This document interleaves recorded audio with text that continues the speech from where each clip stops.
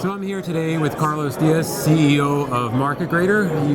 Glad to have you here today. Thank you. You were on our panel for strategic beta. Mm-hmm. So you're in that space. So why don't you tell me a little bit about MarketGrader first? Sure. Our firm is primarily a stock research firm.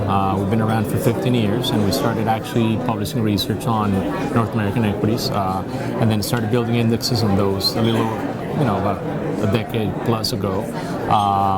Capturing the companies with the best fundamentals based on our ratings, and then we equate them in our indexes. The index that we're best known for is the Barron's 400 index.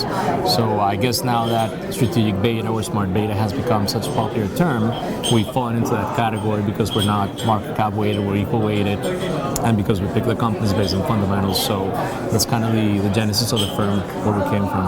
Well, yeah, that's great. So it's kind of a rules-based quantitative model that you look at fundamentals, kind of look at GARP, growth at a reasonable price That's a perfect description. So our system actually looks at companies across 4 fundamental categories: growth, value, profitability, and cash flow. And then each category has 6 indicators, so a total of 24, irrespective of the company size, sector, and then we have a final rating for each one. So the end result is a very rigorous rating system of our entire universe. Historically only 15 to 16% of companies are rated by, so it's very rigorous from a fundamental point of view.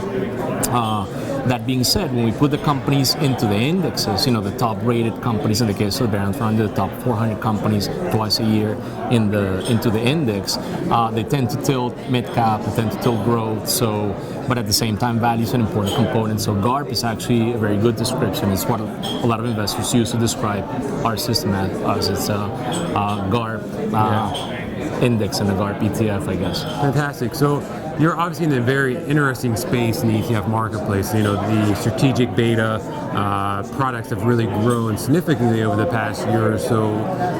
What are your thoughts on that market? How do you see that continuing and the growth behind it?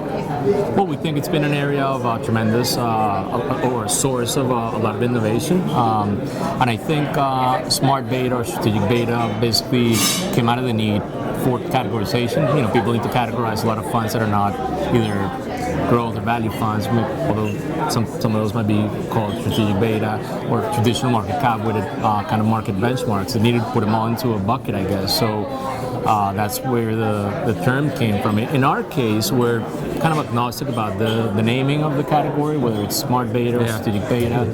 But at the same time, I think it's important to draw a distinction between a lot of different strategies and different indexes and funds within the category, because you have some that are more tactical in nature, that are oriented towards, say, low vol strategies or momentum. That's, for example, very different from those that are fundamentals based, like we are, that are trying to identify long-term growth and focus on capital appreciation through identifying fundamentally sound companies. But overall, the category encompasses a lot of different types of funds, and that's part of the growth of the industry. Well, fantastic. So do you see that there's more of an educational push behind a lot of your products, since investors are now not just buying the market, they have to understand your process to really buy into your philosophy and your products?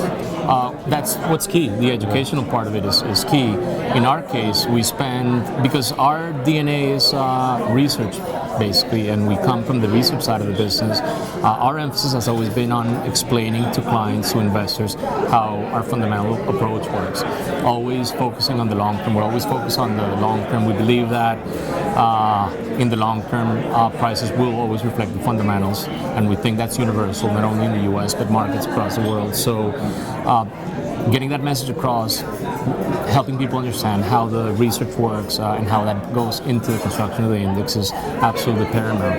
And in the entire smart beta or strategic beta segment, that's very important, because it's important people understand that not all smart beta or so-called smart beta products are the same. Some of them are focused on value, or some of them are focused on, like I said, low vol or dividends. And they're all very different, and what's important is to take into account what the goals of those strategies are and what investors can achieve with them. So they all play a different role, and we do as well. We, like I said, we like to focus on long-term capital appreciation, so that's a big part of our story.